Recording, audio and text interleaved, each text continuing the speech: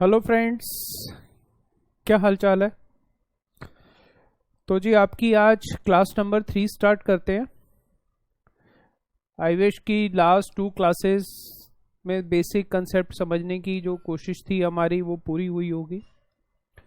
हमने last 2 classes में mainly company और कंपनी सेक्रेटरी के बारे में ही बात की थी, और लास्ट क्लास में तो पर्टिकुलरली कंपनी का ही बात की थी कि कंपनी क्या है, कैसे बनती है, क्यों बनाते हैं हम, और उसमें सेपरेट एंटिटी और अदर करेक्टरिस्टिक्स के बारे में भी थोड़ा सा टच किया था।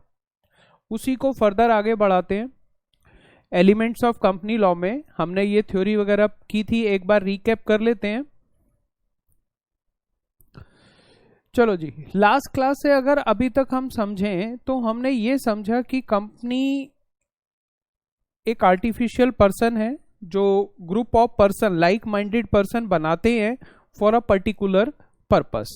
अब जो पर्सन होते हैं इनको हम क्या बोल देते हैं? Share holders. ये लोग मिलकर पहले ये एसोसिएशन ऑफ पर्सन की फॉर्म में होते हैं, फिर वो कंपनी को रजिस्टर्ड करते हैं और उसमें ये शेयर होल्डर बन जाते हैं। और उसमें ये शेयर होल्डर बनने के लिए क्या देते हैं? फंड्स। जो पैसा आता है उसको हम क्या बोलते हैं? कैपिटल। कैपिटल कहाँ पर यूज होती है? कैपिटल बिजनेस के लिए यूज होती है, तो सबसे पहले हम असेट्स में उसको डालते हैं। वो फिक्स असेट्स होंगी या करंट असेट। असेट से हम बिजनेस एक्टिविटी करते हैं। बिजनेस एक्टिविटी को संभालने के लिए कुछ मैनेजमेंट पार्ट आता है, वो शेयर होल्डर अपने में से भी हो सकते हैं और किसी और को भी सेलेक्ट कर सकते हैं। इस बिजनेस से जो भी प्रॉफिट या लॉस आएगा वो अल्टीमेटली किसके नाम जाता है? कंपनी के नाम। और कंपनी इसको बाद में क्या दे देगी? डिस्ट्रीब्यूट करेगी। तो हमने कंपनी को ये समझा था कि company is a association of person of like minded person, और वो लोग कंपनी बनाते हैं for a particular activity, business activity, जिसका मोटो प्रॉफिट भी हो सकता है और नॉट फॉर प्रॉफिट भी हो सकता है। नॉट फॉर प्रॉफिट मतलब वो लोग अपने घर लेकर नहीं जाएंगे। ये हमें यहाँ तक क्लियर हुआ। अब हम आज पहले एक बार बुक से देख लेते हैं, और आई विश कि आपने ये पढ़ा होगा इसमें से, नोट्स में से जो आपको मिले हैं। ये मैंने लास्ट क्लास में पढ़वा दिए थे कि लैटिन वर्ड है कंपनी। एक बार रिकॉल करो, company is a come with together. Latin word है, किसके लिए आए? फॉर मनी, ब्रेड, जिसको हम मॉडर्न लाइफ में क्या बोल देते हैं? पैसा कमाने के लिए। फिर हमने इसमें इसको अगर हम कहें कि कंपनी कितनी तरह से डिस्क्राइब की गई है। Company means a corporation, organization in conduct of enterprise. Enterprise मतलब कोई बिजनेस एंटिटी, वो किसी भी फॉर्म में हो सकती है। मिलकर काम करना, association of person, cooperation, corporate body, ये सब बातें हम जान चुके हैं हम कि ये लोग मिलकर बिजनेस करते हैं। कैपिटल किससे लिया जाता है? बाकी लोगों से मिलकर। जैसे हमने डिस्कस किया था कि मैचिंग ऑफ आइडिया, कि अगर एक पर्सन के पास एक्सपीरियंस है, फंड्स की कमी है, वो दूसरे को कॉल करता है, दूसरे लोग मिलते हैं, मिलकर वो एक कंपनी की फॉर्म में आ जाते हैं और मिलकर बिजनेस करते हैं। कुछ लोगों का ड्रीम था कि हमें सपोज एक कार मैन्युफैक्चरिंग बिजनेस करना है, बट उनके पास नॉलेज नहीं थी। बट अगर एक के पास नॉलेज है, दूसरे के पास पैसा है, तो मिलकर coming together is a company. तो आई विश ये अब आप सब समझ चुके होंगे, इसको आपने रीड किया होगा। कंपनी बनती कैसे है? स्पेशल एक्ट, पार्लियामेंट से भी बनती हैं, जैसे हमारा आईसीएसआई, आरबीआई। और सबसे बड़ा मदर ऑफ लॉ कंपनियों के लिए है द कंपनीज एक्ट, जो आप पढ़ने जा रहे हो आने वाले टाइम में। अभी तो मैं सिर्फ इस वर्ड पर फोकस कर रहा हूं, व्हाट इज कंपनी। फिर इनके लॉज पर आएंगे, लॉ बनाने की जरूरत क्यों पड़ी, इन पर भी डिस्कस करेंगे। इसमें डेफिनेशन भी दी हुई है कंपनी की। कंपनी एक्ट में सेक्शन 2 क्लॉज 20, या इसको सबसेक्शन 20 भी बोल सकते हैं। Company means company incorporated under this act और under any previous company law. देखो, कंपनी एक्ट ये 2013 का है, उससे पहले 1956 का था, उससे पहले और भी पुराने कंपनी लॉ थे। तो वो कहता है कि इस 2013 के बाद अगर कोई कंपनी इनकॉर्पोरेट हुई तो इसी एक्ट में होगी, और उससे पहले थी तो पुराने एक्ट वालों को भी हम कंपनी मानेंगे। इनकॉर्पोरेटेड, इसको भी याद करो लास्ट क्लास से, मिलना और मिलकर एक लीगल एंटिटी की फॉर्म में आना, रजिस्ट्रेशन कराना, इट इज कॉल्ड इनकॉर्पोरेशन। अभी इस डेफिनेशन को मैं नहीं करवा रहा बॉडी कॉर्पोरेट और कॉर्पोरेशन, अभी हम इस पे बाद में आएंगे, पहले अभी जस्ट मीनिंग को समझ लें। फिर एक लॉर्ड जस्टिस लिंडले की डेफिनेशन है, बहुत फेमस है। इसमें कंपनी को डिफाइन किया गया is a association of many person, many person, बहुत सारे लोग मिले, कंट्रीब्यूट क्या कर रहे हैं वो, पैसा, लास्ट क्लास के हम एग्जांपल से देख चुके हैं, उसको एक कॉमन पूल में डालते हैं। यहां पर स्टॉक का मतलब पैसे का पूल, कैपिटल, किसके लिए यूज किया जाएगा, वो किसी बिजनेस के लिए, उससे जो भी प्रॉफिट आएगा वो उनको शेयरिंग के बेस पे, डिविडेंड के बेस में मिलेगा। तो कॉमन स्टॉक को क्या बोला गया हमने यहाँ पर, कैपिटल। ये जितना भी पैसा है, वो जो पैसा डालेंगे उन शेयर होल्डर्स का दूसरा नाम भी मैंने लास्ट क्लास में लिया था, मेंबर्स। और जो वो अमाउंट डाल रहे हैं उसको भी हमने डिस्कस किया था, शेयर। अगर आप लास्ट क्लास को रिकैप करोगे तो ये देखो, मैंने यहाँ पर एक स्लाइड बनाई थी, इसमें आप देख पाओगे मिस्टर ए, सॉरी, ये mister A, B, miss C, miss D, mister E, ये सब ने जो फंड्स डाले थे, इसको हम क्या बोल रहे हैं, शेयर है। ये शेयर किस, ये क्या हुआ हमारा, कॉमन स्टॉक। कॉमन स्टॉक से हमने क्या खरीद ली, असेट्स खरीद ली, असेट्स को ही मैनेज आगे किया जा रहा है, दिस इज कंपनी। तो इससे अब आप जब वर्ड्स को मैच करोगे तो आई थिंक बड़ा इजीली समझ आना शुरू हो जाएगा आपको। तो इसमें आपका जैसे एमसीक्यू बेस्ड है, देखो पहला क्वेश्चन ही बन सकता है, इन्हीं डेफिनेशन से ही बन सकता है कि क्या कंपनी लीगल एंटिटी है। अभी तक क्या समझ आया, यस। क्या जो लोग मेंबर होते हैं उनका कोई राइट होगा, हमने समझा था सेपरेट एंटिटी, इसी को हम आगे आज डिटेल में भी समझने जाएंगे। फिर देखो आगे आ रहा है, कंपनी डिनोट्स है association of like minded person. Like minded person भी हमने लास्ट क्लास पर डिस्कस किया था कि जिनको उस पर्टिकुलर बिजनेस में इंटरेस्ट है वही आपस में इकट्ठे होंगे। अगर मेरा इंटरेस्ट है फार्मास्यूटिकल्स का बिजनेस करना है और एक मेरे को कॉल कर रहा है कि कार मैन्युफैक्चरिंग में आ जाओ, तो क्या मैं ऐसे बिजनेस में इंक्लूड होऊंगा। तो लाइक माइंडेड पर्सन मतलब जिनका उस बिजनेस में इंटरेस्ट था, चाहे उनके पास एक्सपीरियंस था, चाहे पैसा था, चाहे एक्सपीरियंस नहीं था, सिर्फ पैसा था, या एक्सपीरियंस भी था, फंड्स भी थे बट फंड्स कम थे, या दोनों चीजें थी बट वो मैनेज नहीं कर पा रहे थे, तो वो दूसरे लोगों को कॉल करते हैं कि हमारे बिजनेस में हिस्सेदार बन जाओ। इसी के कैरेक्टरिस्टिक्स को हमने लास्ट क्लास में देखा था, ये कैरेक्टरिस्टिक्स हमें आज करने हैं। इसमें corporate personality, separate legal entity, इसको भी थोड़ा सा मैंने टच लिया था कि मेंबर से हट जाती है। देखो इस स्लाइड से ध्यान देना,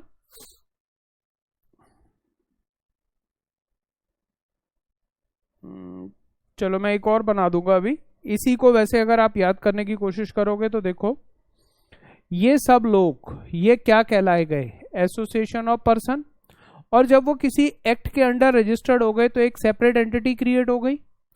तो उसी को ही हमने अब आगे पढ़ना है, कॉर्पोरेट पर्सनैलिटी या सेपरेट एंटिटी। तो करूं जी स्टार्ट आज की क्लास, बेस आपका बन चुका है, आगे की बातें भी अब समझ आनी शुरू हो जाएंगी शायद।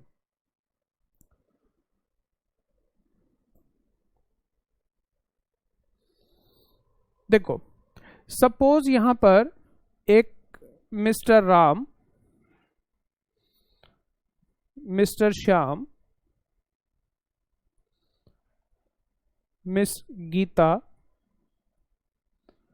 मिस सीता,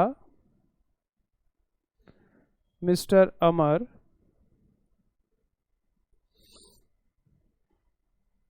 मिस्टर सरमान,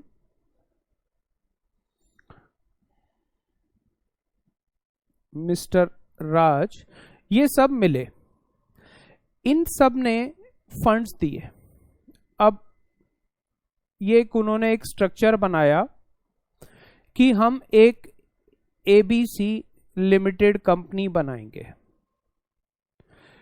इस कंपनी को उन्होंने कंपनी एक्ट में, द कंपनीज एक्ट में रजिस्टर्ड कराया।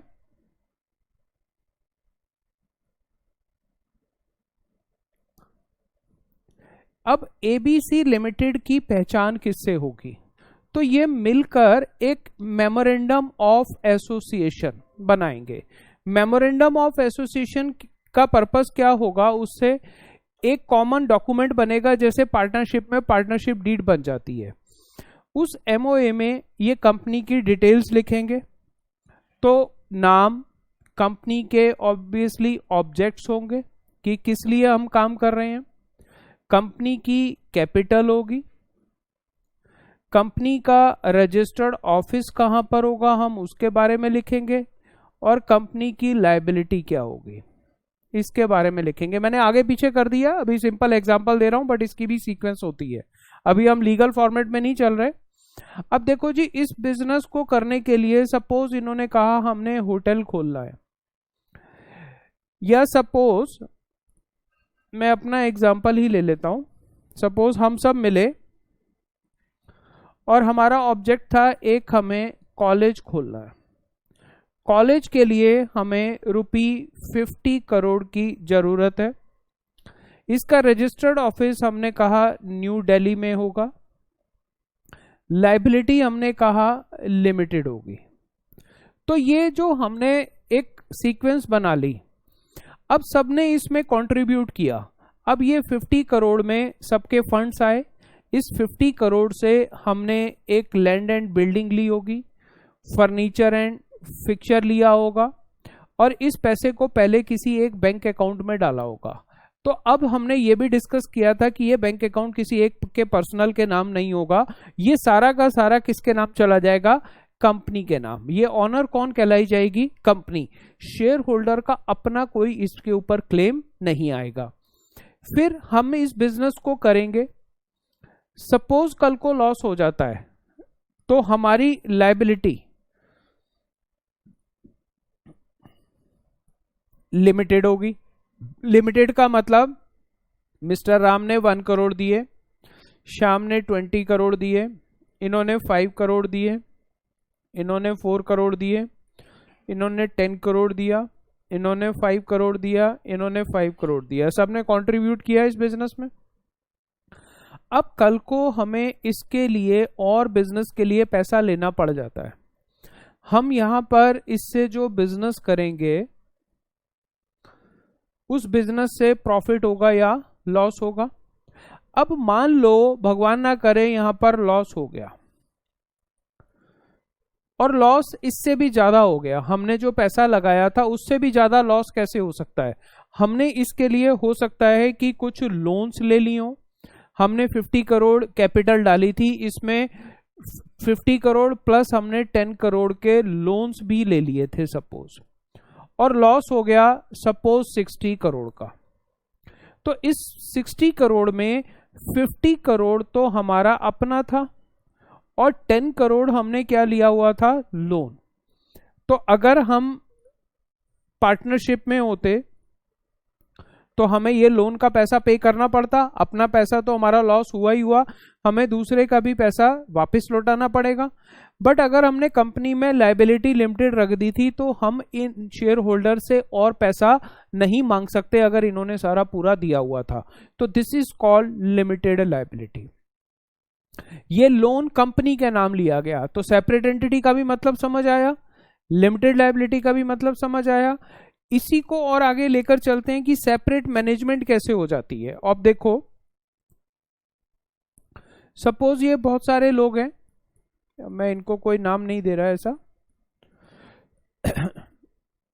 ये सबसे पहले शेयर होल्डर बने। शेयर होल्डर बने वो एबीसी लिमिटेड के। एबीसी लिमिटेड बनी किसी एक बिजनेस के लिए। अब बिजनेस के लिए जब ये बनी तो बिजनेस में प्रॉफिट और लॉस होगा तो अल्टीमेटली शेयर होल्डर है। बट इस बिजनेस को मैनेज करने के लिए कोई सेपरेट मैनेजमेंट भी तो चाहिए, कुछ लोग चाहिए जो इसको संभालेंगे। अब सपोज मिस्टर ए यहां पर एक्सपीरियंस थे, B C D E F G, और ये मान लो 200 लोग हैं। तो क्या 200 लोग ही उस बिजनेस को संभालेंगे? नो। तो इसमें से ये लोग अपने आप में से कुछ लोगों को मैनेजमेंट के लिए अपने आप को अपॉइंट कर लेंगे। Suppose mister A, miss B mister C, ये 3 लोग थे, इन्होंने कहा कि हम बिजनेस को संभालेंगे, बाकी सब घर पे बैठ जाओ, जो प्रॉफिट लॉस आएगा वो हम आपको देंगे। तो अब ये mister B, A B C, ये मैनेजमेंट में भी हो गए और ये शेयर होल्डर भी हैं। सपोज इन्होंने 10 करोड़ दिया हुआ है, इन्होंने भी 10 करोड़ दिया हुआ है, इन्होंने 20 करोड़ दिया हुआ है, तो बाकी सबने थोड़ा थोड़ा दे रखा है। तो ये लोग बड़े लोग थे जिन्होंने बड़ा कंट्रीब्यूशन किया था, तो ये कंपनी के मैनेजमेंट पार्ट में भी आ गए, जिसको हम दूसरे वर्ड में क्या बोल देते हैं, डायरेक्टर्स। अब जो मैं आपको बात समझाने जा रहा हूं, एबीसी लिमिटेड एक सेपरेट एंटिटी है। मिस्टर ए इसमें शेयर होल्डर हैं, तो क्या बने, वो ऑनर बने, और मैनेजमेंट में डायरेक्टर आए तो वो एज अ कंपनी के मैनेजमेंट पार्ट पर आ गए, एम्प्लॉय कह लो या लाइक एजेंट कह लो, वो बिजनेस भी संभालेंगे। अब हो सकता है बिजनेस के लिए कोई हमें लोन लेना पड़ा, तो हमने यहां पर जो लोन लिया वो ये यहां पर लोन भी दे सकते हैं कंपनी को, बट क्या कोई सोल प्रोप्राइटर अपने आप को लोन दे सकता है? मान लो मेरा बिजनेस है या आपकी अपनी शॉप है, आप अकेले बिजनेस करते हो, आपने 10 करोड़ की कैपिटल डाली, पैसे की और जरूरत पड़ गई तो आप 1 करोड़ और ले आए और उसको कहोगे कि ये लोन है। किसको दिया लोन आपने? सोल प्रोप्राइटर अपने आप कोई लोन तो नहीं दे देगा। बट कंपनी में जब ये सेपरेट हो गए तो ये लोग अलग कैपेसिटी में भी आ सकते हैं। मैंने आपको लास्ट क्लास में मिस्टर मुकेश अंबानी का एग्जांपल भी दिया था। अंबानी जी शेयर होल्डर भी हो सकते हैं, डायरेक्टर भी हैं, और अगर वो डिबेंचर ले लेते हैं तो वो क्या बन जाते हैं, क्रेडिटर भी बन जाते हैं। इसी तरीके का एक केस आ रहा है Salomon versus Salomon and company limited का, जो मैं आपको जिस पर आना चाह रहा था। अब आप इस पॉइंट को पहले एक बार रीड करते हैं, फिर मैं आपको समझाता हूं कि ये केस क्या था। कॉर्पोरेट पर्सनैलिटी, यही सबसे बड़ी ब्यूटी है कंपनी की। देखो, bye incorporation under the act, मतलब कंपनी एक्ट के अंडर इनकॉर्पोरेट हो गई। Company is a legal person, separate legal entity, distinct from member constituted in being a separate legal entity based on name act corporate name. Company का अपना mark होगा, seal, वो अब compulsory नहीं है, स्टैम्प मार्क जो बनता है कंपनी का। असेट्स कंपनी की सेपरेट होंगी। पर्सन जो मेंबर बना रहे थे उनसे अलग हो जाएगी जिन लोगों ने कंपनी बनाई। Capable of owing property, property अपने नाम होगी कंपनी के, लोन ले सकती है। पावर ऑफ बोरोइंग, कंपनी आगे फर्दर लोन ले सकती है। बैंक अकाउंट कंपनी के नाम खुलेगा, लोगों को जॉब पर रख सकती है, कॉन्ट्रैक्ट्स में एंटर कर सकती है। मेंबर उसके ऑनर होंगे। Share holder can not be held liable, अगर कल को कोई भी लॉस होता है तो लिमिटेड लाइबिलिटी थी तो शेयर होल्डर्स को वहां से घर से नहीं बुलाया जाएगा, even if he hold virtually the entire share capital. यही सैलोमन के केस में हुआ था, बहुत इंपॉर्टेंट केस है ये, आपको यहाँ पर ईईटी लेवल पर भी है और आपको सीएस एग्जीक्यूटिव में भी पढ़ना है दोबारा, वहां पर भी आएगा। शेयर होल्डर नॉट एजेंट, मालिक हैं वो, एजेंट नहीं है, तो वो but so they can not bind by their act. Share holder अपनी पर्सनल लाइफ में कुछ भी करें उससे कंपनी पर इफेक्ट नहीं आएगा, बट अगर सोल प्रोप्राइटर अपनी पर्सनल लाइफ में कहीं भी इफेक्टेड होता है तो उसका बिजनेस भी इफेक्ट होता है। बट शेयर होल्डर अगर मान लो कोई पर्सन इंसॉल्वेंट हो जाए तो उसका बिजनेस भी इंसॉल्वेंट माना जाएगा, सोल प्रोप्राइटर है। बट कंपनी में अगर शेयर होल्डर कोई अपने इंसॉल्वेंट होता है तो वो कंपनी इंसॉल्वेंट नहीं मानी जाएगी।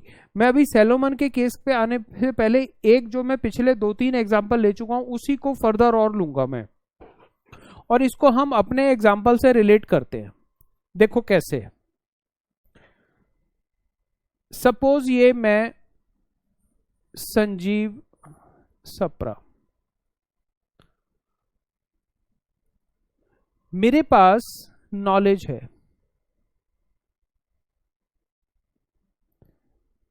एक्सपीरियंस है, किस चीज को चलाने का, एजुकेशनल इंस्टीट्यूट, मेरे पास ये एक्सपीरियंस है। सपोज मैं अब अकेला इस बिजनेस को नहीं चला सकता, एजुकेशनल इंस्टीट्यूट को चलाने के लिए मुझे जरूरत है, नीड ₹10 करोड़, मुझे बिल्डिंग भी लेनी है। असेट्स भी लेनी है, सब कुछ करना है, एक कॉलेज खोलना है, तो मैं इसको कॉलेज का नाम दे देता हूँ, कॉलेज खोलना है हमें। मेरे पास एक्सपीरियंस है और मेरे पास कैपिटल सपोज 5 करोड़ है, बाकी नहीं है। तो मैंने क्या किया, मैंने दूसरे लोगों को इनवाइट किया कि मेरे पास आओ, मेरे पास बिजनेस का आइडिया है, एक्सपीरियंस है, मैं बिजनेस करना चाहता हूं, आप मेरे साथ आओ। अब सपोज आप लोग, आप में से एक mister A, miss B, mister C, miss D, miss E, miss F, mister G, mister H, ये बहुत सारे लोग थे। आपका भी इंटरेस्ट था कॉलेज में, तो आपने भी इस 10 करोड़ में से 5 करोड़ तो मैंने दे दिए संजीव सप्रा, और इन सब ने मिलकर यहां पर कंट्रीब्यूट कर दिए 4 करोड़। ये सब आप सब मान के चलो कि 100 पर्सन थे, आप सब भी आ गए यहां पर, बट स्टिल अभी 1 करोड़ की जरूरत है। तो हमने 1 करोड़ का लोन ले लिया, लोन आ गया। तो अब हमारे पास 3 तरह के हम लोग हो गए। मैं हो गया प्रमोटर माना जाऊंगा, आप शेयर होल्डर भी बन जाऊंगा क्योंकि बिजनेस आइडिया मेरे पास है, आप लोग भी आए और हमने लोन भी ले लिया। अब यहां पर एक state bank of India SBI ये आ गया यहां पर, जिसने हमें लोन दे दिया। हमने अब कॉलेज स्टार्ट करना है। क्लियर हुआ जी यहां तक बात? तो अब अगर मैं आऊं कि इसमें अब 3 तरह के लोग आ गए कंपनी में, हमने ये यहां पर एक कॉलेज के लिए एक कंपनी बना ली,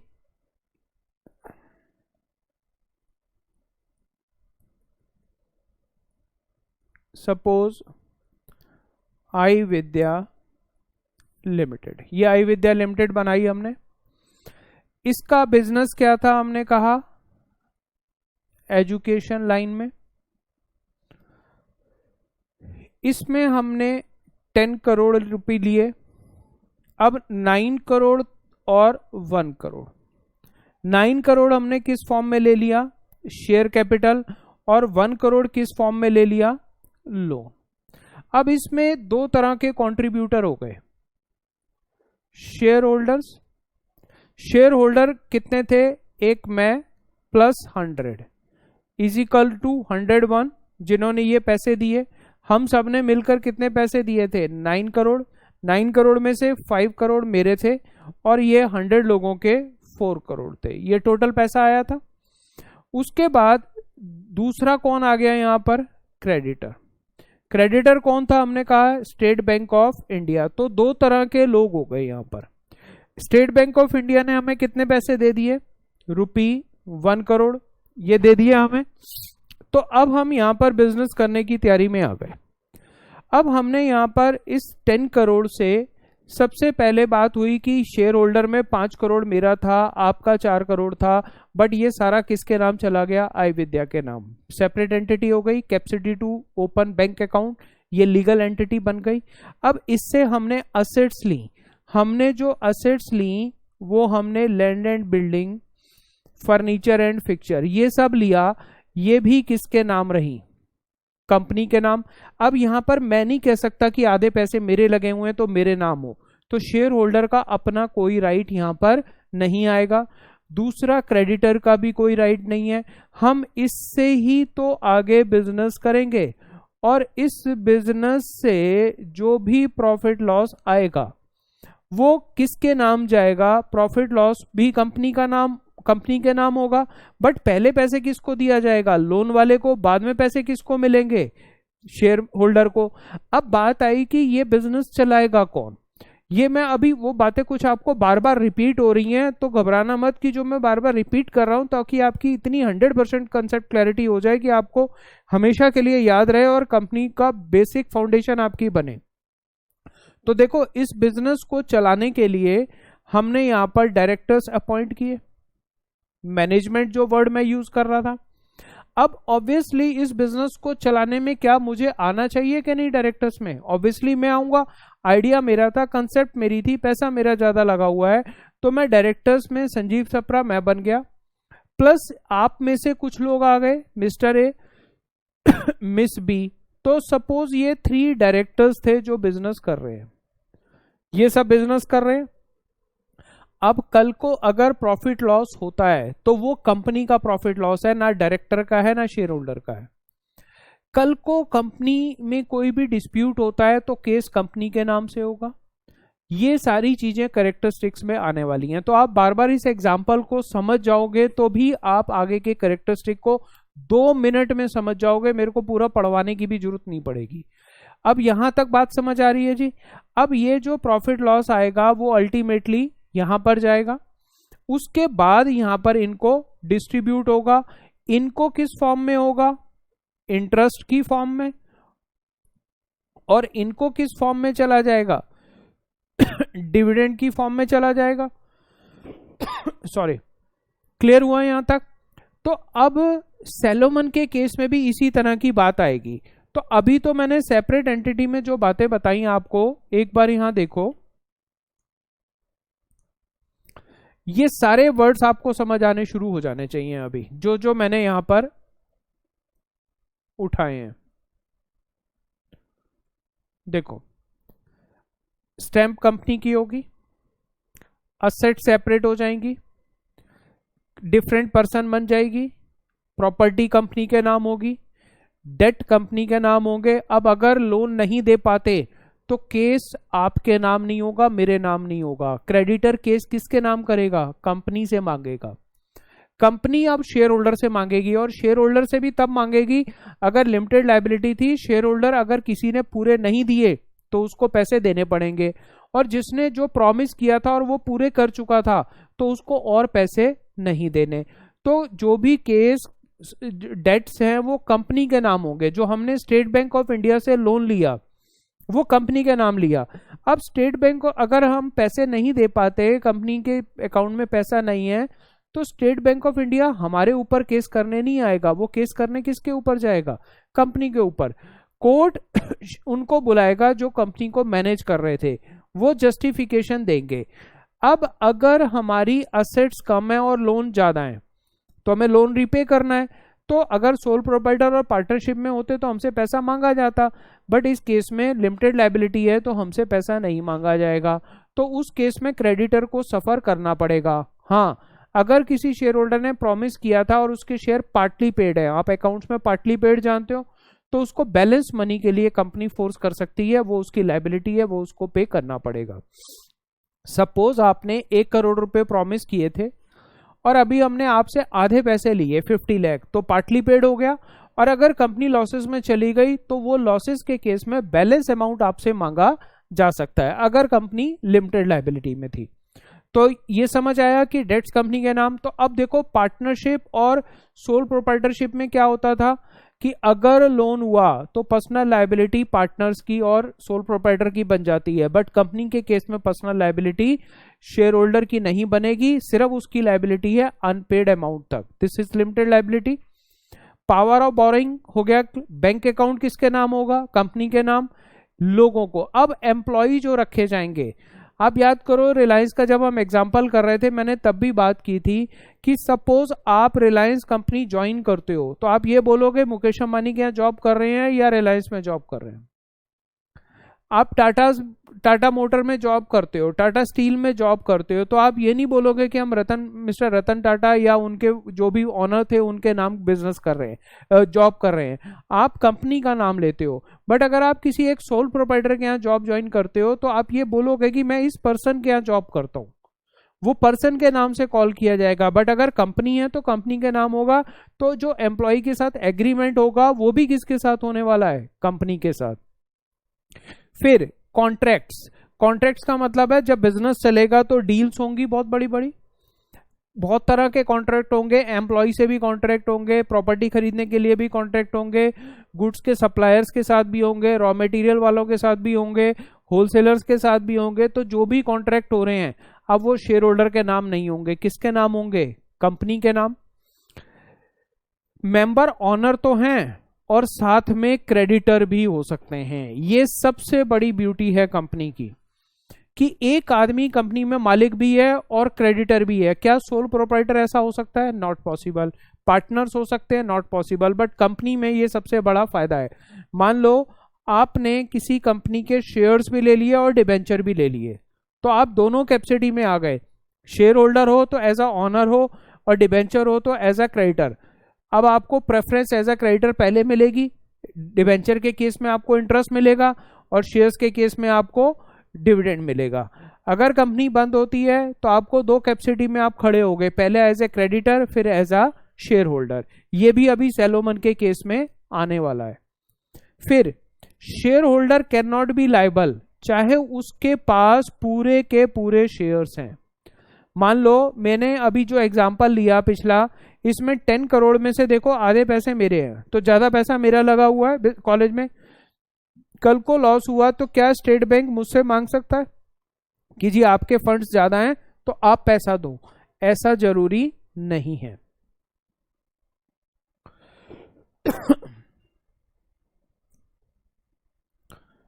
फिर आया share holders are not agent.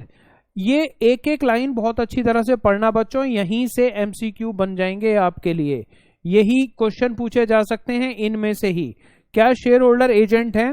True और फॉल्स आ सकता है। No, they can not bind by their act. मतलब अगर वो अपना कोई भी काम और करते हैं, सपोज मैं रिलायंस का शेयर होल्डर हूं, मैंने रिलायंस, इन्फोसिस, विप्रो, टीसीएस हर कंपनी के शेयर्स लिए हुए हैं, बट मैं अपना एजुकेशन लाइन में पढ़ा भी रहा हूं, तो मैं अपनी एजुकेशन लाइन में कुछ भी करूं, सही गलत, अगर मैंने किसी के साथ गलत किया, वो मुझे केस करता है, तो उससे उस कंपनी पर इफेक्ट नहीं होगा जिसके मैंने शेयर ले रखे हैं। कंपनी अपनी चल रही है, चलती रहेगी और उससे मेरे एक्शन से कंपनी बाउंड नहीं होगी। इसी को लेकर एक लैंडमार्क केस है जो आपको बहुत ज्यादा आगे भी आना है, Salomon versus Salomon and company limited. ध्यान से पढ़ना, केस किसके बीच में है? केस किसने किया? सैलोमन ने। वर्सेस किसके साथ हुआ? Salomon and company limited. मैं आपको पहले एक बार इसका थोड़ा सा बेसिक समझा देता हूं क्या था। मैं अभी बिल्कुल सिंपल लैंग्वेज में इसको लेके चल रहा हूं।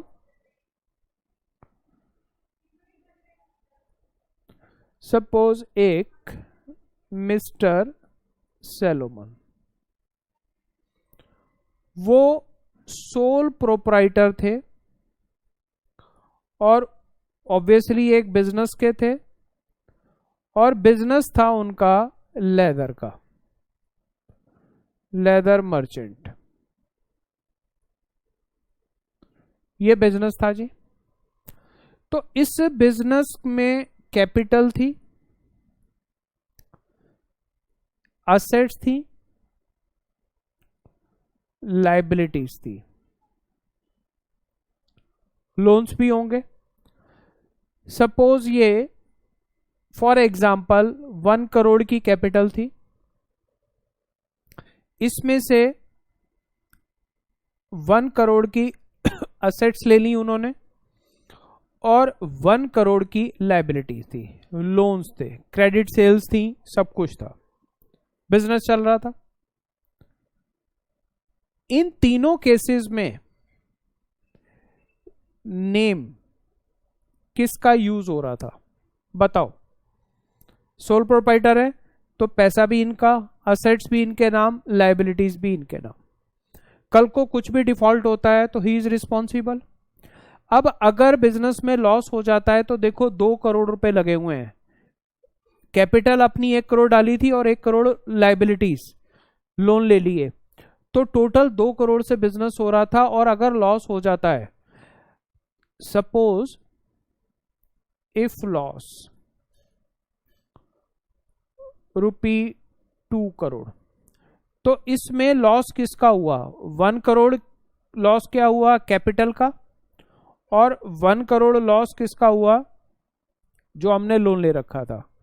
अब हमें ये लोन पे करना है, हमें असेट्स सेल करनी पड़ेंगी, और जब हम सेल करने गए उसकी वैल्यू आई ₹50 लाख। तो अब डेफिसिट कितना आ गया हमारे पास? ₹50 लाख का आ गया। कौन रिस्पॉन्सिबल होगा इस केस में बताओ? मतलब असेट्स थी 1 करोड़ की, जब हम बेचने गए तो उनकी वैल्यू डाउन हो गई, 50 लाख रह गई।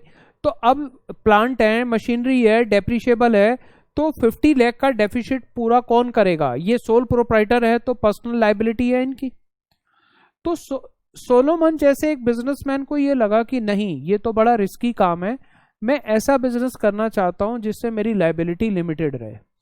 अब उन्होंने लिमिटेड लायबिलिटी की कंसेप्ट को अपनाने के लिए उन्होंने सोचा मैं ये इस बिजनेस को कंपनी की फॉर्म में ट्रांसफर कर देता हूं, ताकि मैं कल को बिजनेस बड़ा करूं, लोन लूं तो मुझे ये लायबिलिटी ना पे करनी पड़े।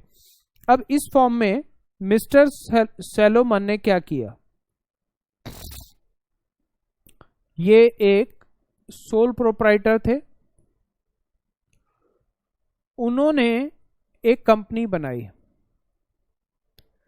इनकॉर्पोरेटेड अ कंपनी, जिसका नाम रख दिया Salomon and sons company limited. For example ये नाम रख दिया इन्होंने। तो इनका जो सोल प्रोप्राइटर में बिजनेस था, वो बिजनेस किसके नाम ट्रांसफर हो गया? In name of company. क्या ट्रांसफर हुआ? असेट्स प्लस क्या ट्रांसफर हो गई? लायबिलिटीज। अब सपोज इनकी वैल्यू, सपोज ₹1 करोड़ थी, तो ये मैं इसको रुपी और कम कर देता हूं, चलो एक बार यही एग्जांपल ले लेते हैं। 1 करोड़ थी, तो ये सबका सब स्ट्रक्चर किसके नाम हो गया? कंपनी के नाम। अब कंपनी में यहां पर और शेयर होल्डर भी आ जाएंगे। 7 लोग थे, मिनिमम चाहिए पब्लिक कंपनी के लिए और प्राइवेट के लिए 2। सपोज ये कुछ पर्सन थे, इन्होंने भी ज्वाइन कर लिया। अब अगर कल को कंपनी बंद होती है तो इनका सबका कॉमन राइट आएगा, जिसने जितना कंट्रीब्यूट किया था। तो मिस्टर ए ने जो बिजनेस 1 करोड़ का दिया कंपनी के नाम, कल को मालिक कौन हो गई? कंपनी। तो कंपनी इनको क्या वापस नहीं देगी ₹1 करोड़? 1 करोड़ देने बनते थे। तो इन्होंने कहा कि मुझे 1 करोड़ में फॉर एग्जाम्पल 50 लाख के मेरे को शेयर्स दे दो, 40 लाख के, एक मिनट इसको मैं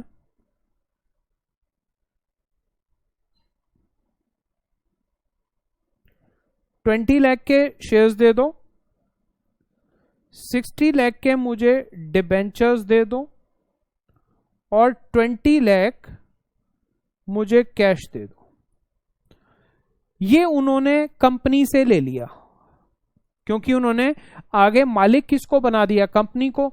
तो कंपनी में उन्होंने असेट्स थी उनके पास ऑलरेडी, उन्होंने कंपनी के नाम कर दी, लायबिलिटीज भी कंपनी के नाम हो गई।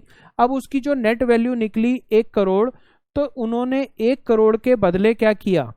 20 लाख के शेयर ले लिए, 60 लाख के डिबेंचर ले लिए, 20 लाख के कैश ले लिया, और अब वो कंपनी को चलाने लग गए। तो कंपनी में वो मैनेजमेंट में भी आ गए, शेयर होल्डर भी बन गए।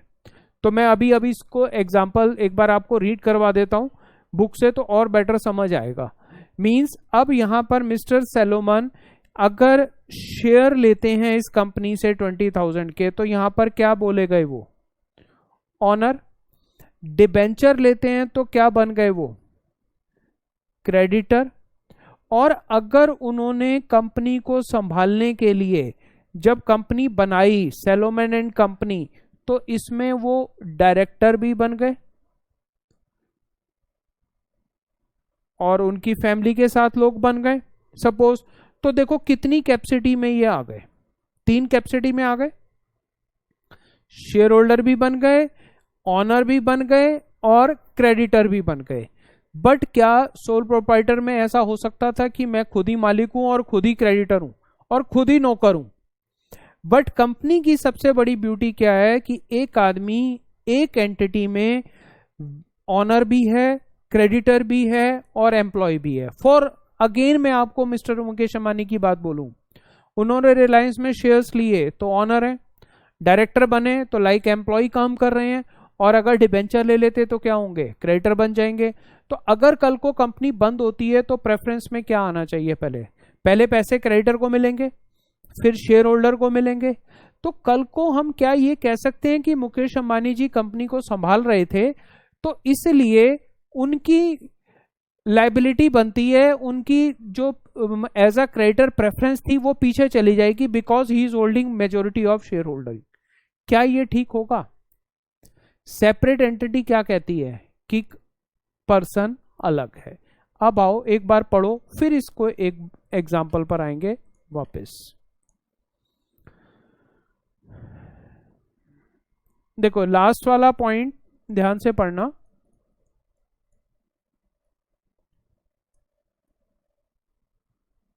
ये लास्ट के 2 पॉइंट्स जो इस केस से आपको समझ आने वाले हैं। shareholder cannot held liable even if hold virtually the entire share capital. Shareholder are not agent and company so they cannot bind by their act. देखो कैसे।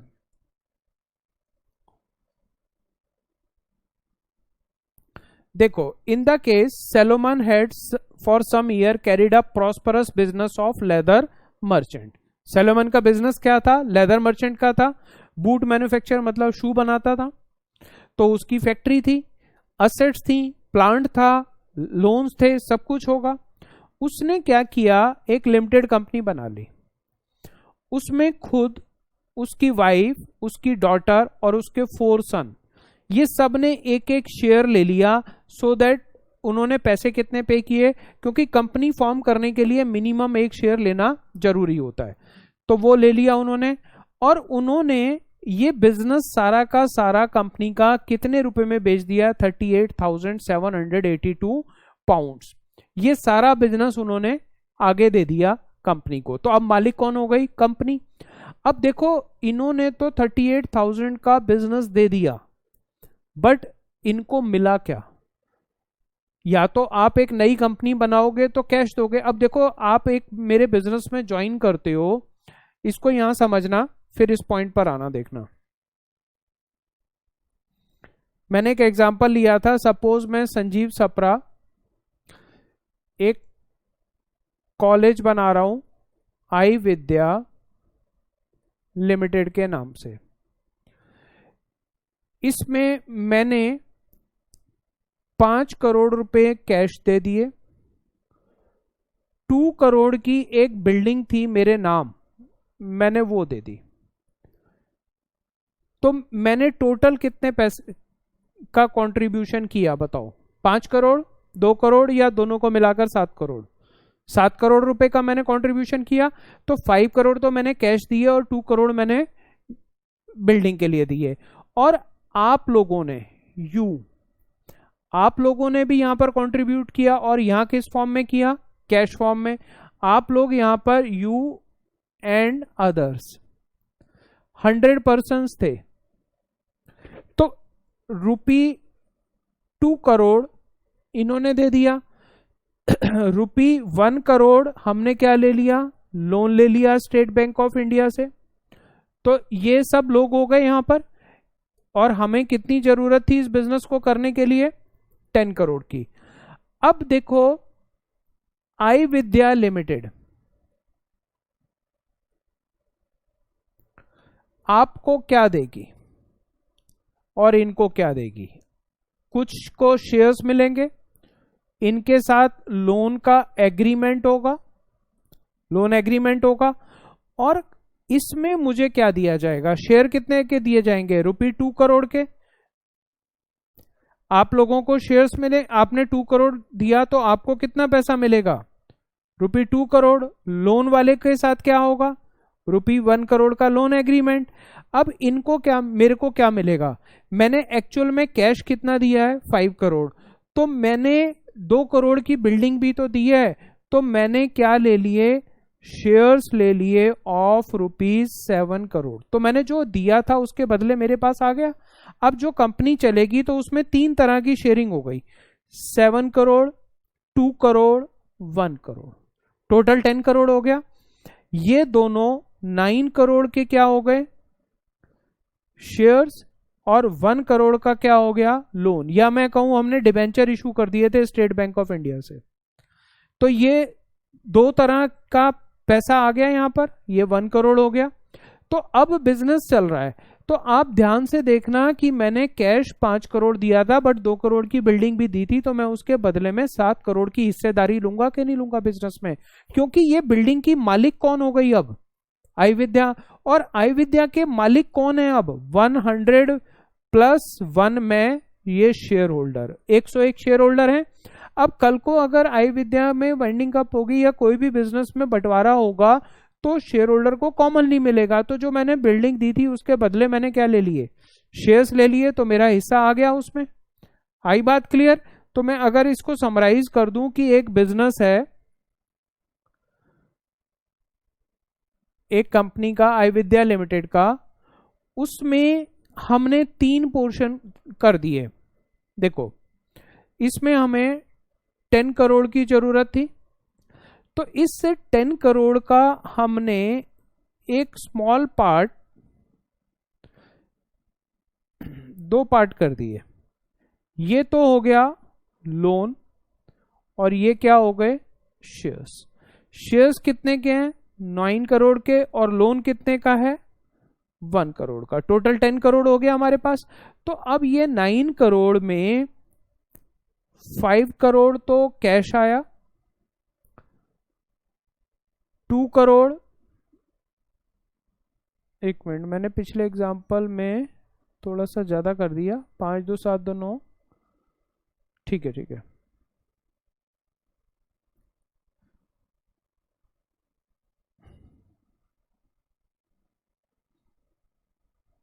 तीन तरह के लोग आ गए।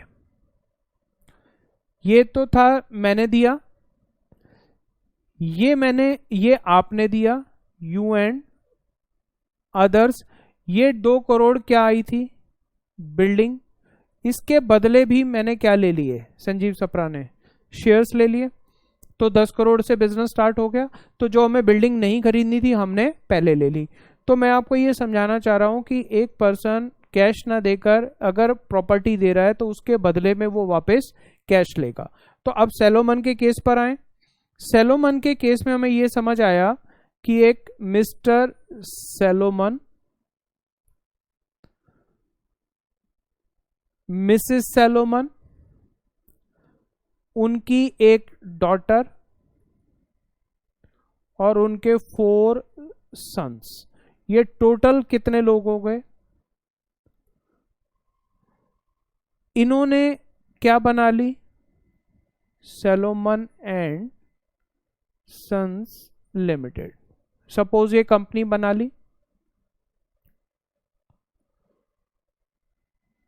इसमें मिस्टर सैलोमन ने यहां पर अपना सारा बिजनेस की असेट्स और लाइबिलिटीज दे दी।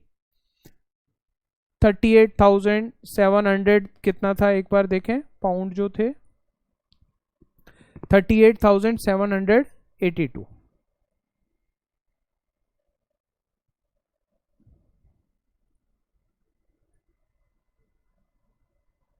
बिजनेस में प्लस ये इसमें सारे के सारे क्या बन गए, ये तो इन्होंने यहां पर बिजनेस दिया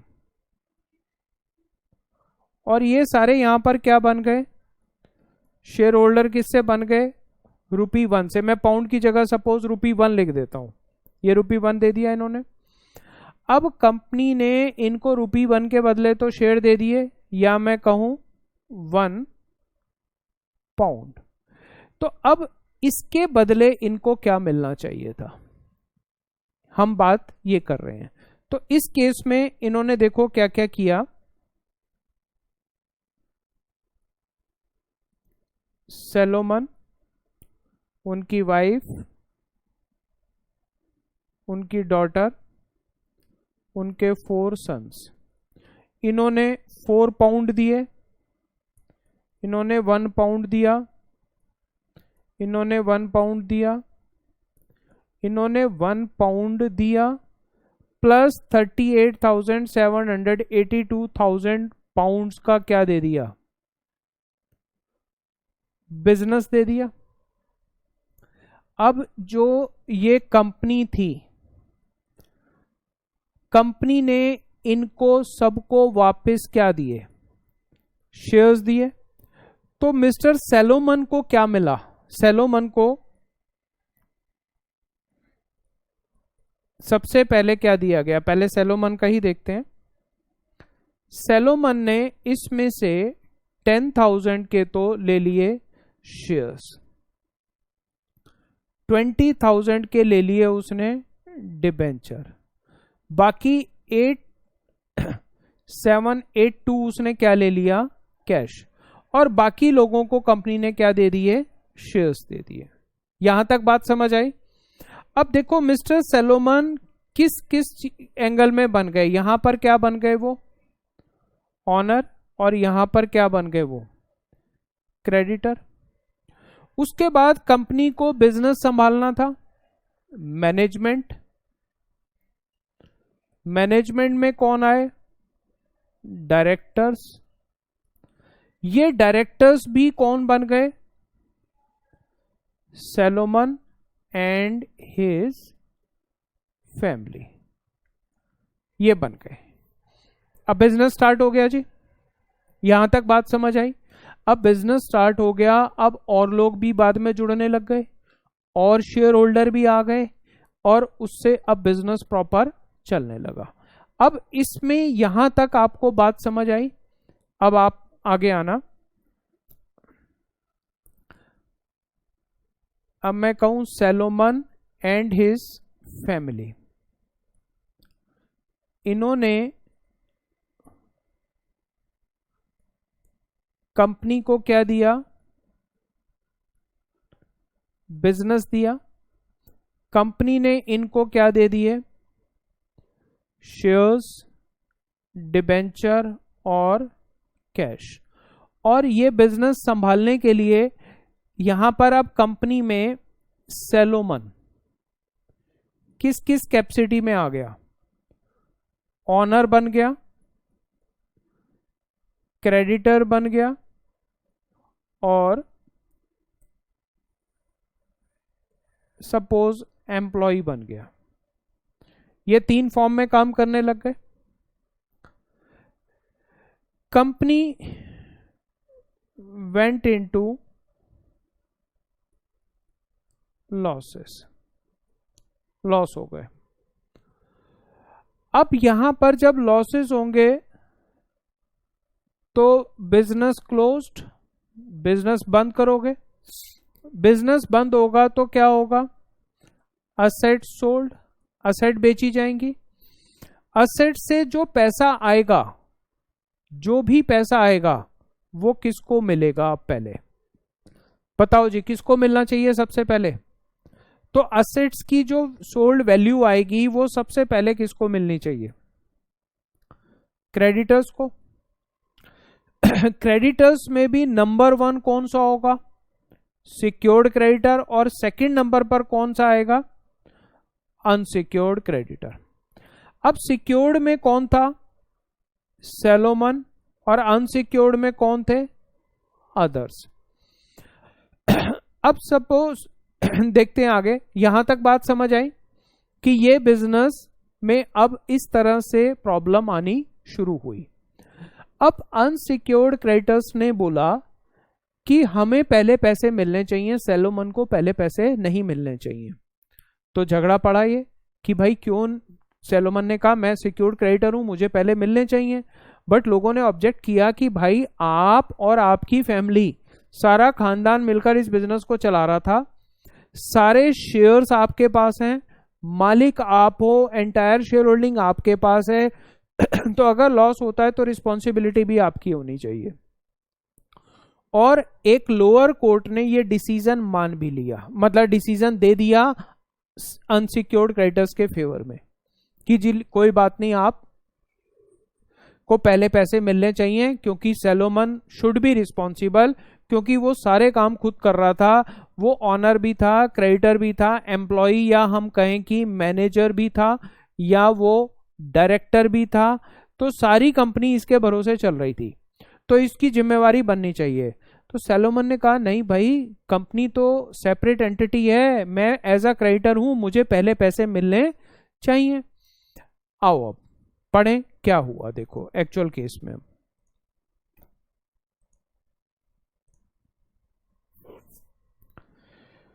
यहां तक बात हमारी पूरी हो गई थी कि इतने रुपए का बिजनेस ट्रांसफर हुआ था। The company nominal capital was 40,000 pound, in part payment of purchase money for business sold to the company. तो डिबेंचर कितने के इशू हुए? 10,000 के।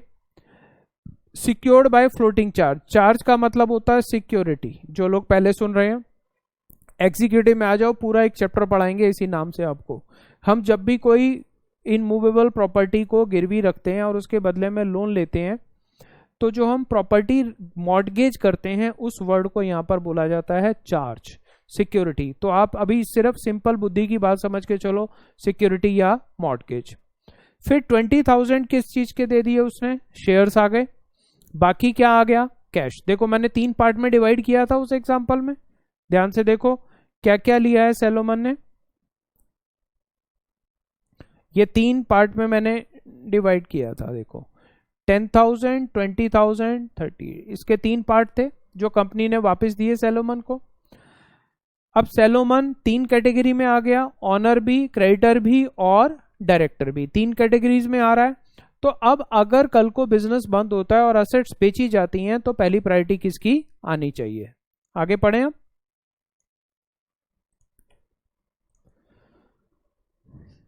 Salomon was the managing director, 2 of its son were other director, मतलब खुद ही उस कंपनी को चला रहे थे। Company soon ran into difficulties and debenture holder appointed a receiver. Receiver मतलब जो, अब देखो जब भी कंपनी बंद होती है, हमने पढ़ा था ना, बंद अपनी मर्जी से नहीं होगी, वाइंडिंग अप होगी, तो रिसीवर एक अपॉइंट होता है जो सारी एसेट्स को कलेक्ट करता है, सेल करवाता है, लोन पे करता है, ताकि शेयर होल्डर का आपस में झगड़ा ना हो। Company went into liquidation, total assets of the company amounted to, अब देखो जो सब कुछ बेच बाच के बचा, वो क्या बचा हमारे पास? 6050। Its liability were 10,000 secured by debenture, 8,000 owing to unsecured creditor. मैं इसको एक बार लिख देता हूं, कैसे आप इसको समझोगे।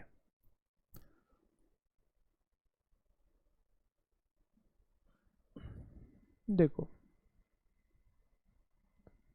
Salomon and sons company limited, इसमें देखो अब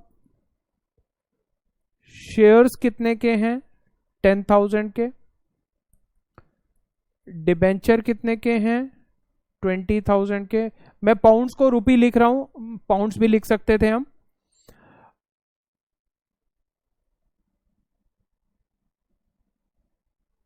यहां पर मैं, ये तो हो गए ऑनर्स, और ये कौन हो गए?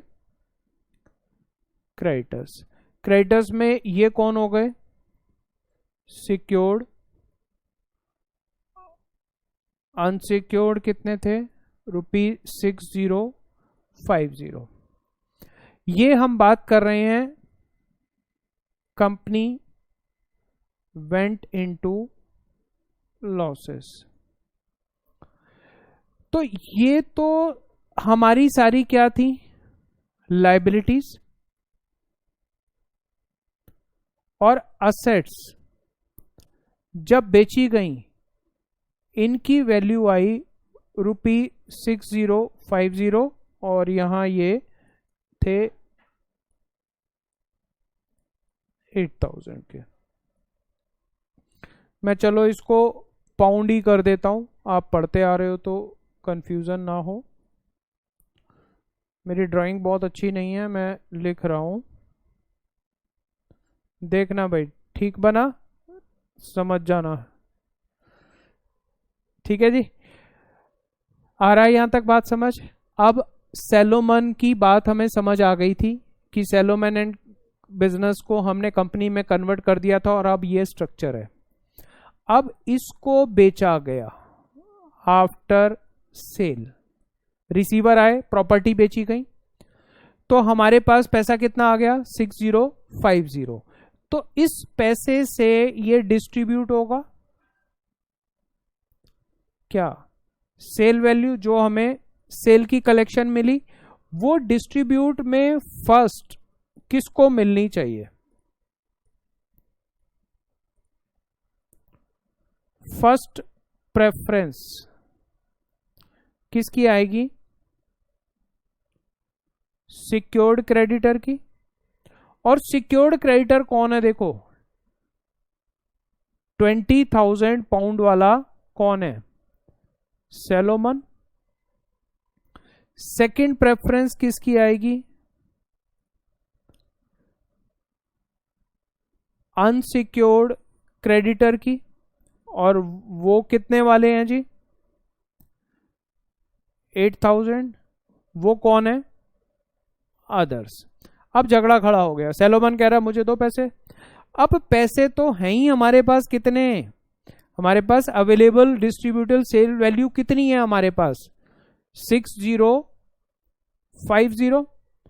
अब सैलोमन कह रहा है मुझे दो पैसे, अनसिक्योर्ड वाले कह रहे हैं हमें दो, तुम बाप बेटे मिलकर बिजनेस चला रहे थे, तुमने बिजनेस का लॉस कर दिया, तुम जिम्मेवार होने चाहिए, हम क्यों जिम्मेवार हो, हमें पैसे पहले मिलने चाहिए। अब देखो क्या हुआ, यहां तक बात समझ आई कि बिजनेस बिका, हमारे पास रियलाइजेबल वैल्यू कितनी आई 6050। पहला क्रेडिटर कौन था, सैलोमन, उसने कहा मुझे मिलने चाहिए। अनसिक्योर्ड वालों ने ऑब्जेक्शन किया कि यू शुड बी रिस्पॉन्सिबल, क्योंकि कंपनी आप चला रहे थे। अब देखो केस में आगे क्या हुआ,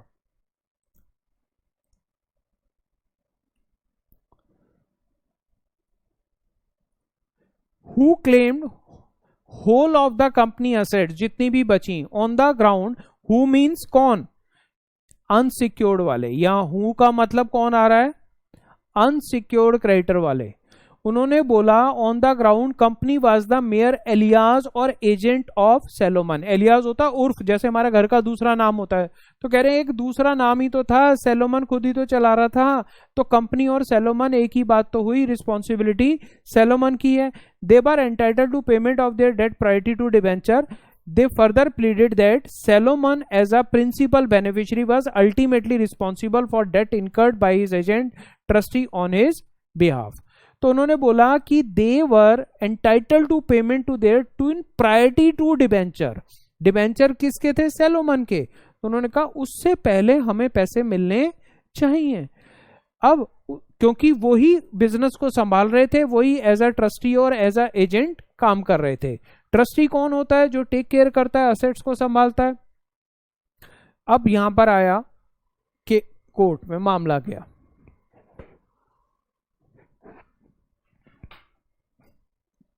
there lordship of house of lord observe company is different person all together from the subscriber. अब हमने कहा जी कंपनी अलग है और सब्सक्राइबर कौन होते हैं, जिन्होंने मेमोरेंडम साइन किया, कंपनी बनाई। There is nothing in act requiring that subscriber to memorandum should be independent or unconnected, or there should be substantial, they should take substantial interest in undertaking, or they should have mind or will of their own, or that there should be anything like balance of power in the constitution of companies। पूरे पैरे का मतलब ये हुआ कि कहीं भी company law में ऐसा नहीं लिखा कि जो लोग कंपनी को इनकॉर्पोरेट कर रहे हैं, मेमोरेंडम बना रहे हैं, कि वो अलग होने चाहिए या बिजनेस को चलाने वाले सेम लोग होने चाहिए। मतलब जिन्होंने कंपनी बनाई जरूरी नहीं कि वो बिजनेस चलाएं, और ऐसा भी जरूरी नहीं कि वो अलग हो जाएं, तो वो सारा बिजनेस भी संभाल सकते हैं, और वो बिजनेस संभाल रहे हैं तो सारा पैसा भी उनका हो सकता है। तो इस चीज पे उनकी अपनी मर्जी पे छोड़ा गया है, इसमें कंपनी लॉ इंटरफेयर नहीं करता। मतलब हम कंपनी बना रहे हैं तो हम कंपनी रजिस्टर्ड करेंगे, मेमोरेंडम को सब्सक्राइब करेंगे, पैसा डालेंगे, तो अब हम कंपनी को खुद चलाएं या किसी और के हाथ भी छोड़ सकते हैं। खुद चलाएं, सारी हम कंट्रोल कर सकते हैं, सारे शेयर्स भी हम ले सकते हैं, इसमें हमें लॉ नहीं रोकता। Their lordship of house of lords, उन्होंने क्या बोला, memorandum is duly signed and registered though they be only 7 share taken, इस केस में 7 शेयर लिए गए। Subscribers are body corporate capable of forthwith और exercise all the functions of, जब सब्सक्राइबर कंपनी की फॉर्म में आ गए तो क्या बन गए, वो बॉडी कॉर्पोरेट फॉर्म में बन गए। It is difficult to understand how body corporate thus created by statute can lose individually by issuing bulk of capital to one person. उन्होंने बोला कि एक आदमी के पास अगर सारी कैपिटल चली भी जाती है तो भी वो एक बॉडी कॉर्पोरेट तो रहेगी, उससे उसकी इंडिविजुअलिटी नहीं खत्म होती। Company at law is different person all together from the subscriber, company उनसे अलग मानी जाएगी। Though it may be that after incorporation business is precisely the same as before, the same person are manager and hand receive the profit. आप देखो, अब रिलायंस जैसी company या बहुत पुरानी कंपनियां भी हैं, जिन लोगों ने कंपनियां बनाई थी वो तो चले गए, बट कंपनी तो तब भी चलती जा रही है, कंपनियां तो खत्म नहीं हुई। आगे शेयर होल्डर के लीगल हायर, डायरेक्टर्स, मैनेजमेंट सब संभालते चले जा रहे हैं। तो उन्होंने बोला कि कंपनी कानून की नजरों में एक डिफरेंट पर्सन है, जिन्होंने अब जैसे जो भी कंपनी ओरिजिनल बनी होगी, सपोज रिलायंस तो खैर मुकेश अंबानी ने भी बनाई थी, उसके ओरिजिनल सब्सक्राइबर कोई और थे, धीरूभाई अंबानी ने भी नहीं बनाई थी, सब्सक्राइबर कोई और थे, बट आज रिलायंस की पहचान किससे होती है, धीरूभाई अंबानी या मुकेश अंबानी से, बट एक्चुअल में उनके सब्सक्राइबर कोई और थे। मैं आपको मेमोरेंडम दिखाऊंगा आगे, उस मेमोरेंडम में दिया हुआ था कि रिलायंस के सब्सक्राइबर एक्चुअल में अंबानीज नहीं थे, उन्होंने कंपनी खरीदी थी। The company is not in law their agent और ट्रस्टी। लॉ, स्टैट्यूट का मतलब law enacts nothing and extent of degree of interest which may be held by each of 7 और प्रपोर्शन ऑफ इंटरेस्ट और influence process by 1 और majority of share holder over other. मतलब law कुछ भी नहीं कहता कि कितनी कैपिटल किसको लेनी है, वो कहता है मिनिमम 1 शेयर लेना है, उसके बाद मेजोरिटी ऑफ शेयर होल्डर का इन्फ्लुएंस ऑब्वियसली रहेगा जिसका पैसा है, बट एक्ट उसमें इसमें कोई भी कंडीशन नहीं लगाता, ना वो कहता है इंडिपेंडेंट होने चाहिए, ना वो कहता है अनकनेक्टेड होने चाहिए, ना वो कहता है कनेक्टेड होना चाहिए। तो ये जैसा आप रीड पर रखना, यहाँ लास्ट में अगर आप इस पैरा को पढ़ोगे सब समझ आ जाएगा। Salomon versus Salomon and company. अब देखो सैलोमन ने ही किसके ऊपर केस कर दिया, सैलोमन एंड कंपनी के पास।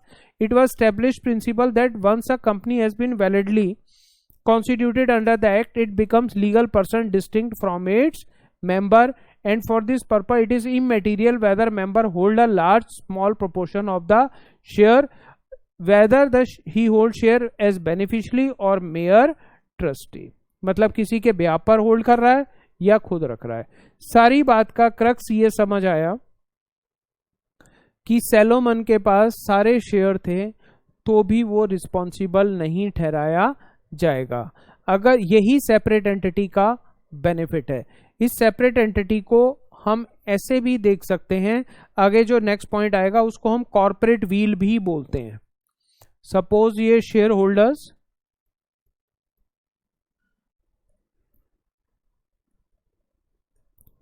और ये कंपनी,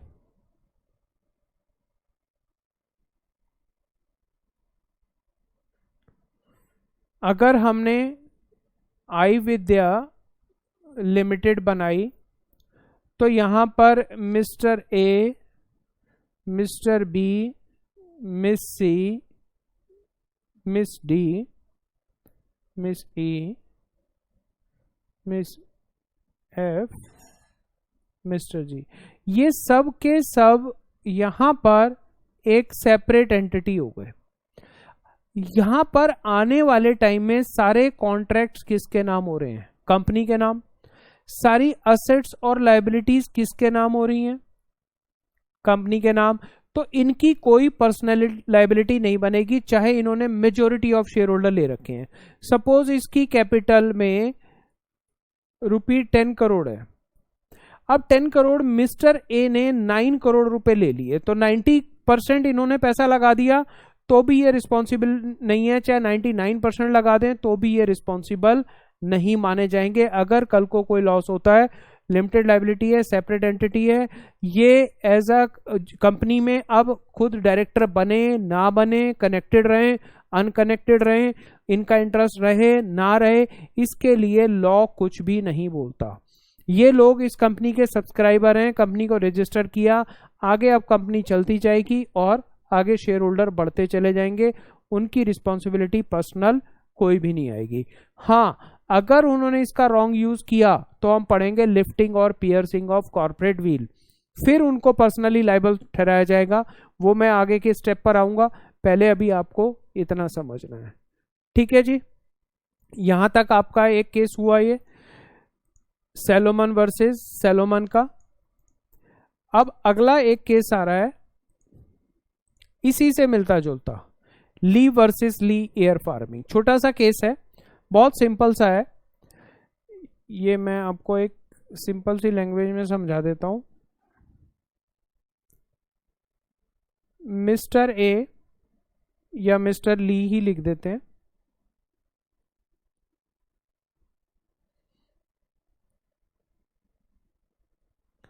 एक पायलट है, वो जॉब करते हैं एक एयरलाइंस में। ठीक है जी, उन्होंने उसके बाद लेफ्ट, इस जॉब को छोड़ दिया और उन्होंने एक कंपनी बना ली। उन्होंने कहा मैं अपनी एयरलाइंस चलाऊंगा। सपोज उसका नाम लग दिया ली एयर फार्मिंग प्राइवेट लिमिटेड, ये नाम रख दिया। अब इसमें 2 शेयर होल्डर होने जरूरी हैं, प्राइवेट कंपनी है, मिनिमम 2 शेयर होल्डर जरूरी होते हैं, और इसमें 2 डायरेक्टर्स होने चाहिए। तो इसमें मिस्टर ली और मिसेस ली, ये दोनों शेयर होल्डर बन गए और ये डायरेक्टर भी यही बन गए, मिस्टर ली और मिसेस ली। यही सेपरेट एंटिटी का फायदा है, दोनों काम हो सकते हैं। अब इन्होंने आगे, इन्होंने तो दिया पैसा और इन्होंने क्या संभालना था, बिजनेस। अब बिजनेस जो था कंपनी का, एयरलाइंस थी, एयरलाइंस ये कार्गो प्लेन चलाते थे, तो एयरलाइंस में प्लेन चाहिए था हमें, एयरप्लेन चाहिए था, उसको चलाने के लिए एक पायलट चाहिए था, तो वो पायलट भी मिस्टर ली बन गए।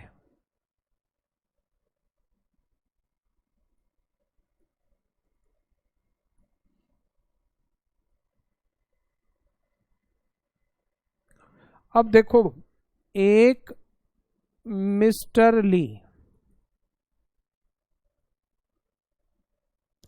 कितनी फॉर्म में आ गए कंपनी में, शेयर होल्डर बने, डायरेक्टर बने, एम्प्लॉय बने, प्लेन चला रहे हैं, पायलट है, अपनी कंपनी है, तो वो खुद वो, मैं यहां पर एम्प्लॉय की जगह इनको पायलट फॉर कंपनी प्लेन, ये 3 कैपेसिटी में आ गए। अब हुआ क्या, प्लेन क्रैश्ड प्लेन क्रैश हुआ और ली डाइड, मिस्टर ली की डेथ हो गई। अब इनके शेयर्स किसके पास चले जाएंगे, मिसेस ली के पास। एज अ डायरेक्टर उनकी पोस्ट चली गई, दूसरे डायरेक्टर आ जाएंगे, मिसेस ली दूसरे शेयर होल्डर को ले आएंगी, कंपनी चलानी है। तो मिसेस ली ने कहा ठीक है, इनकी डेथ हो गई, ये कंपनी के लिए काम कर रहे थे, इनको कंपनी से शेयर मिले वो मैं लेती हूं या दूसरा पर्सन ले लेगा, मिनिमम 2 लोग चाहिए। एज अ डायरेक्टर भी मैं दूसरा ले आऊंगी, बट जो इनकी डेथ हुई है प्लेन चलाते हुए, तो जो एम्प्लॉय, अगर कोई हमने एम्प्लॉय रखा होता तो एम्प्लॉय को कंपनसेशन मिलता कि नहीं? अगर ऑन जॉब ऑन ड्यूटी किसी एम्प्लॉय की डेथ हो जाती है तो उसको कंपनसेशन मिलता है। तो मिसेस ली ने कंपनसेशन डिमांड किया कि उनको कंपनसेशन मिलना चाहिए। अब बताओ मिलना चाहिए या नहीं? बताओ जी। ये मिस्टर ली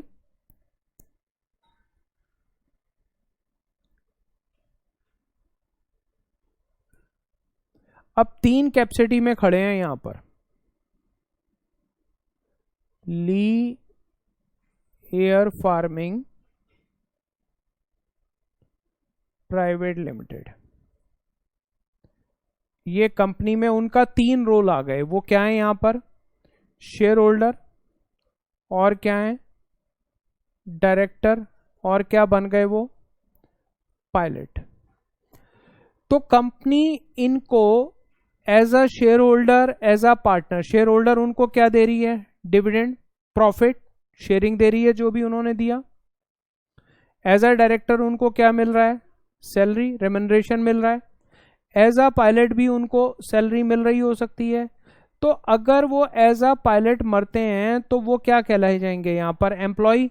बट वो मालिक भी हैं यहां पर, तो क्या एक मालिक और एम्प्लॉय हो सकता है? यस या नो? कंपनी में एक पर्सन मालिक और नौकर हो सकता है? हो सकता है। This is separate entity. तो एज अ एम्प्लॉय अगर उनकी डेथ होती है तो क्या कंपनी इनको कंपनसेशन, इनकी वाइफ को दे या ना दे? क्या उनका कंपनसेशन मांगना ठीक था? बताओ। अगर सेपरेट एंटिटी है तो उसको एज अ एम्प्लॉय कंपनसेशन मिलना चाहिए। पढ़े जी, आए आगे आए, आओ देखो क्या केस में क्या था। In this case company was form for the purpose of aerial top dressing. Aerial top dressing मतलब कार्गो प्लेन जो ऊपर से गिराते हैं या कुछ भी करते हैं। Lee a qualified pilot held all but one of the share in the company. Held all but one of the share in the company. He voted himself, managing director भी बन गया। He got himself appointed in article, article of association memorandum का part होते हैं जिसमें कंपनी के rules लिखे होते हैं। Chief pilot at salary. देखो आ गए यहां पर condition. He was killed while working for the company. कैसे मरा वो? एयर क्रैश से। His widow claimed compensation in course of employment. Company oppose, बाकी लोगों ने अपोज किया कि Lee was not worker and could not be employer. एक ही आदमी एम्प्लॉयर और एम्प्लॉय तो नहीं हो सकता ना। मजाक सुन करोगे कि एक शॉपकीपर कह रहा है मैं मालिक भी हूं और नौकर भी हूं, बट कंपनी में ऐसा हो सकता है। बार बार कह रहा हूं मैं, this is beauty of company. Privy council, जो इंग्लैंड में कोर्ट्स होते हैं उनको प्रिवी काउंसिल बोला जाता था पहले। Held Lee and his company was distinct legal person which has entered into contractual relationship under which he become the chief pilot, a servant of the company in his capacity of managing director. He could on behalf of company give himself order. Pilot relationship between the company was the servant and master. तो यहां से question बनेगा, can a person be a servant और master at a same time? Yes. Lee was a separate person from the company he formed. His widow was held entitled to get compensation. Master और servant दोनों हो सकते हैं। Clear हुआ जी? तो देखो हमने आज दोनों केसेस में क्या पढ़ा अभी तक। A person can be owner, employer, employee, creditor।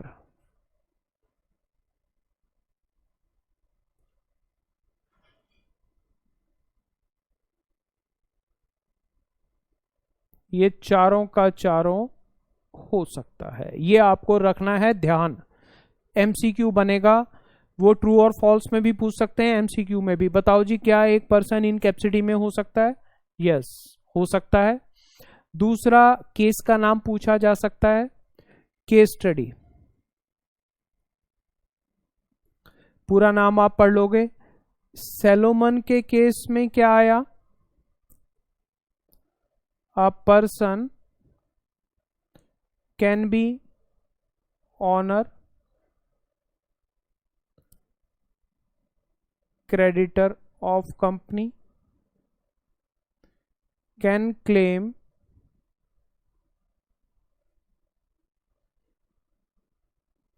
या हम ये भी लिख सकते हैं, has right to get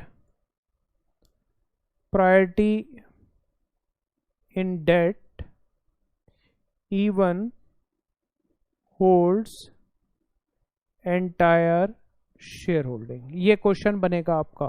examiner ये भी पूछ सकता है कि ऐसा किस केस में हुआ था, तो Salomon versus Salomon and company and sons के केस में हुआ था।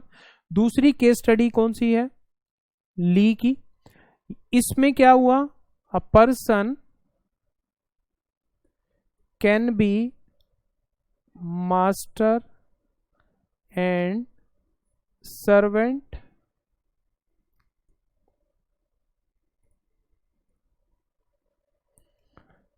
या हम कहें एम्प्लॉयर एंड एम्प्लॉय। आ सकता है जी ये क्वेश्चन। इस तरह से क्वेश्चन बनेंगे जो आपको निकल रहे हैं। एग्जामिनर आपको ये पार्ट भी दे सकते हैं कि इस केस में क्या डिसाइड हुआ था, या ये डिसीजन दे सकते हैं, वो पूछ लेंगे किस केस में हुआ था, 3-4 केसेस का नाम दे देंगे। तो मास्टर सर्वेंट का आ जाए तो सैलोमन टिक मत कराना, वो किस में टिक करोगे आप? ली का केस। और अगर क्रेडिटर एम्प्लॉयर क्रेडिटर का केस आ जाए या इंटायर शेयर होल्डिंग वाला आ जाए तो वो किस में डिसाइड हुआ था? सैलोमन के केस में। अभी मैं एमसीक्यू आपको दूंगा, इस तरह से आपको लर्निंग करनी है और पढ़ना है और समझना है। क्लियर हुआ जी? नेक्स्ट क्लास में मैं कुछ और क्वेश्चंस भी पूछूंगा आपसे। आज अभी मैं एक कैरेक्टरिस्टिक को पूरा कर रहा हूं इस क्लास में, इसको बहुत अच्छी तरह से करो आप। अब जो आगे के कैरेक्टरिस्टिक्स हैं ये आप नेक्स्ट क्लास में पढ़कर बैठोगे। 90% काम हो चुका है, मैं काफी कुछ इसमें से आपको करा चुका हूं, मुझे दोबारा इसमें कराने की जरूरत नहीं है। नेक्स्ट क्लास में फटाफट इनको करेंगे और समझ आने शुरू हो जाएंगे ये। फिर हम नेक्स्ट पार्ट करेंगे। जिन बच्चों ने नोट्स पहले डाउनलोड कर लिए थे ये नए वाले कर लेना, मैंने थोड़े से चेंजेस किए हैं, तो आप जब क्लास के बाद करोगे या पहले आपको ऐप से डाउनलोडिंग मिल जाएगी। नोट्स रिप्लेस हुए हैं, नए वाले आप ले लेना। क्लियर है जी? तो हमने आज अभी तक क्या समझा? अगर मैं सारी क्लास का रिकैप करूं तो मेनली हमने ये समझा कि कंपनी एक सेपरेट एंटिटी है, company and share holders are separate, ये पढ़ा हमने। फिर पढ़ा हमने a person can be in different form in company, for example owner या share holder, creditor, employer, employ, इस तरह से काम कर सकता है। और लाइक एजेंट और ट्रस्टी भी हो सकता है। ये सारा आज का हमारा कंक्लूजन है। और हमने ये पढ़ा केस स्टडी, केस हमने सैलोमन का पढ़ा एंड ली का पढ़ा। ये दोनों केसेस में सेपरेट एंटिटी को डिफाइन किया गया है। इसको अब आप पढ़ोगे, अच्छी तरह से लर्न करोगे। नेक्स्ट क्लास में फिर आगे चलूंगा मैं, और बाकी के पार्ट अब बहुत थोड़ा सा इजीली समझ आ जाएगा, उसमें इतना टाइम नहीं लगेगा। ठीक है जी? Okay, bye bye, tata, all the best.